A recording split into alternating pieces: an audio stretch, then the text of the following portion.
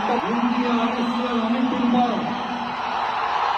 உண்மையான நம்பிக்கையும் பாராட்டையும் கொண்டிருப்பேன் என்றும் இந்தியா நாட்டின் ஒப்பில்லாத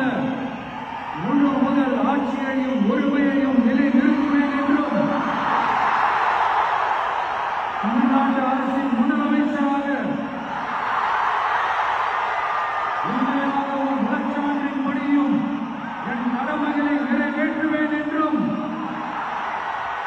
அரசியல் அமைப்பிற்கும் சட்டத்திற்கும் இணங்க அச்சமும் ஒருதலை சார்ந்தும் இன்றி விருப்பு வெறுப்பை விலக்கி பலதரப்பட்ட மக்கள்